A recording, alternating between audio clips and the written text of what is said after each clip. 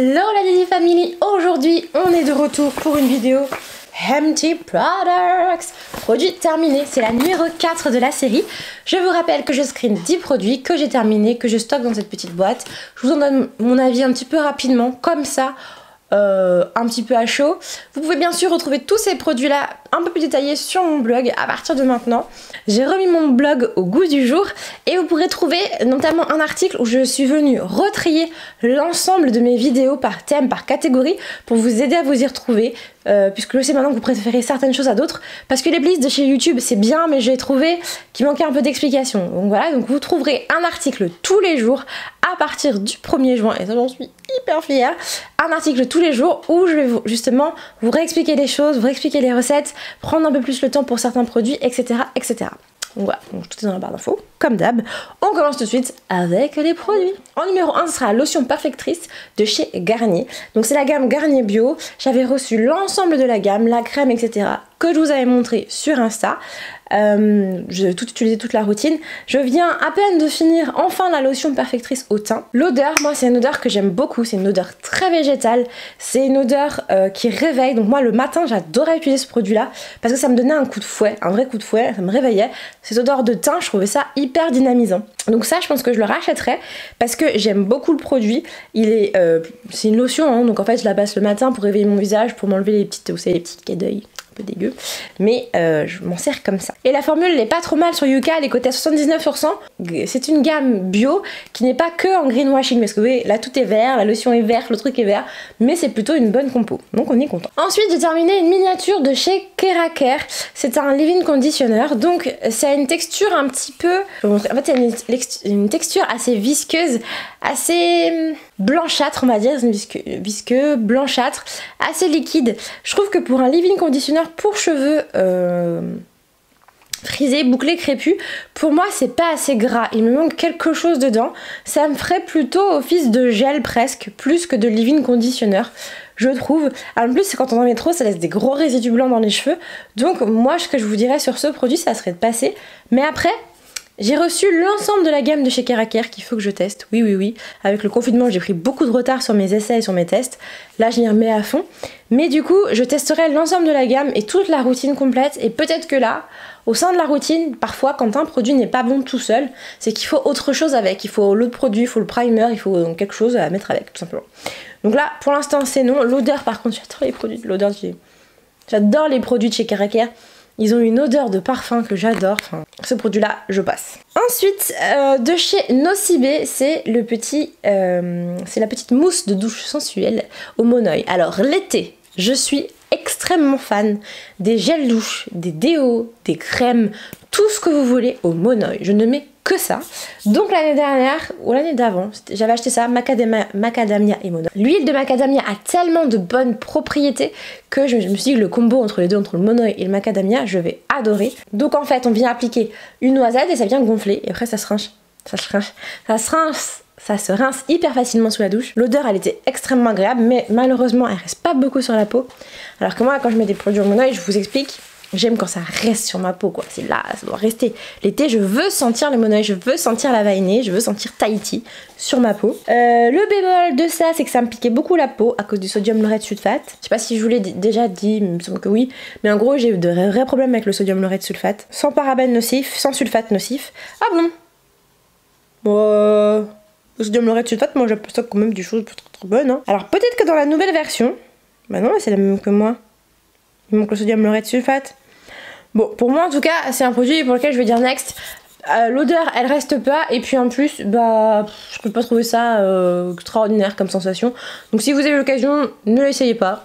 Bon, ça me semble pas être un truc de ouf. Ensuite, le produit numéro 4, ça va être ceci, c'est le mascara. C'est le mascara de chez Yen Sensi, l'Ultra Lengthening Waterproof Mascara.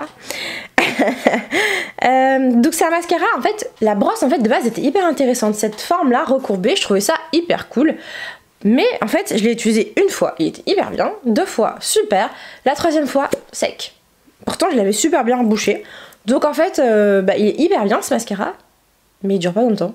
En plus pour attraper les cils du bas, les recourber vers le bas, c'était vraiment cool, ça donnait une belle courbure, bon pas de volume, une belle courbure, ça les allongeait bien, mais en fait il a séché beaucoup trop vite. Donc pour moi c'est next. Alors après, je vous l'ai déjà expliqué dans une autre vidéo, moi j'aime beaucoup les déodorants qui sentent bon parce que j'ai une forte transpiration et je déteste sentir mauvais. C'est pour moi ma hantise de puer. Et donc j'aime bien parfois c'est des petits déos comme ça, un petit coup de spray juste sur moi pour sentir bon. Et donc celui-ci c'est le Mon Savon fleur de coton toute légère, 0% d'alcool, pas de parabènes, anti-transpirant, anti-trace et anti-humidité. Il a une odeur de propre et de frais qui sont hyper bon. Par contre pour moi qui a une forte transpiration ça me vaut rien, ça me sert à rien et l'odeur elle est pas suffisamment puissante pour rester sur moi longtemps. Donc en fait ça je vais passer et en plus c'est une compo qui est pas très top. Par contre il est compressé et ça c'est bien parce que je me suis vraiment rendu compte que les compressés, je me posais la question, mais les compressés ça dure vraiment plus longtemps. Enfin le même temps qu'un grand en fait. La même taille, enfin vous m'aurez compris.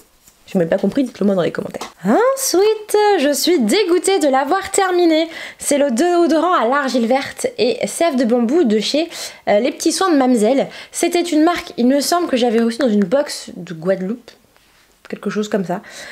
Donc c'est un déodorant naturel. Je suis passée au déodorant naturel depuis un moment maintenant.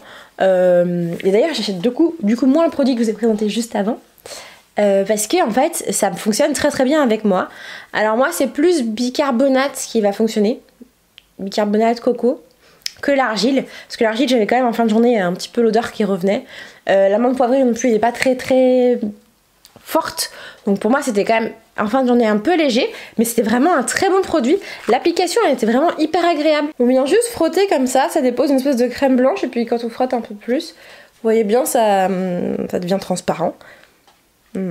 L'odeur de l'argile j'adore. J'adore tout ce qui est minéral donc ça va être très vite avec moi. Dès que ça sent minéral et terreux un peu j'adore. Donc voilà. Faut que je regarde comment le racheter parce qu'en vrai ça vient de chez moi. Boîte à filtre, ça vient de Guadeloupe donc j'adore, je soutiens les causes comme ça. Moi c'est un truc que j'adore, soutenir les nouveaux créateurs. Donc si vous cherchez une bonne alternative, que vous êtes des îles et que vous cherchez un déo, tournez-vous vers cette marque. Il n'en reste déjà plus que 4. Je suis si triste. J'ai fini l'eau démaquillante yeux micellaire de chez Garancia. Donc c'est visage, yeux, lèvres d'ailleurs, je sais pas pourquoi je dis juste yeux.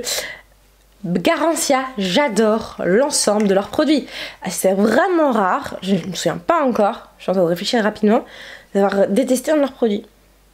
Cette odeur, c'est léger, c'est doux, ça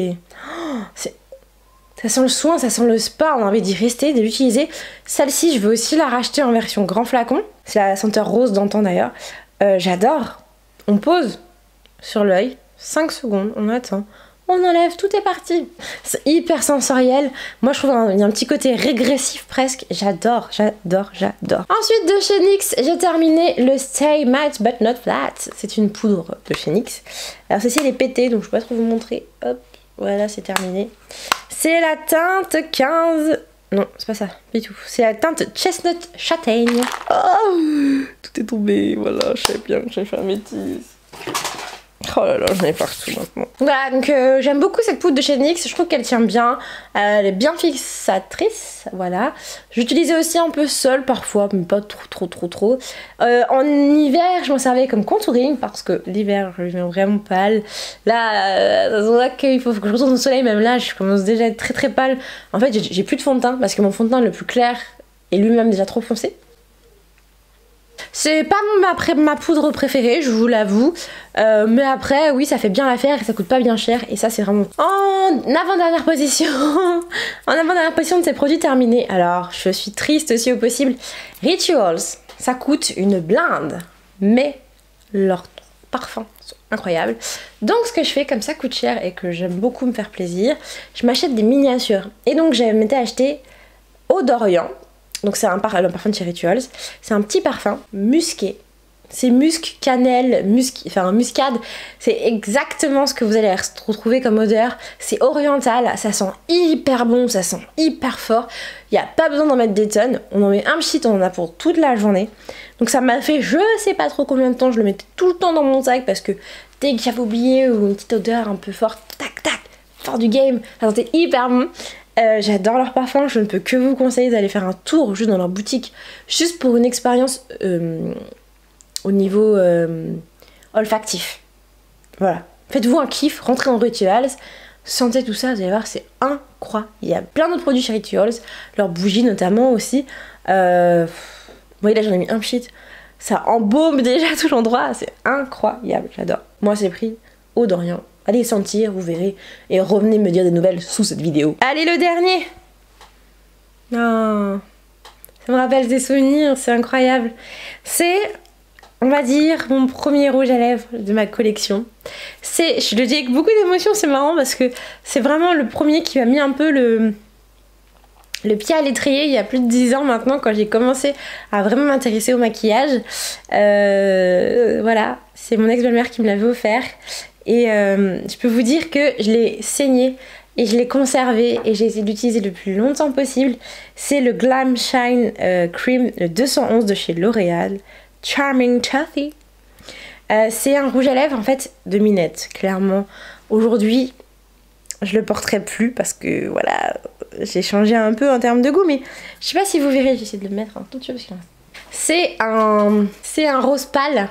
C'est un petit rose, c'est un vieux rose avec des paillettes. C'est un truc de jeune femme, voilà, c'est...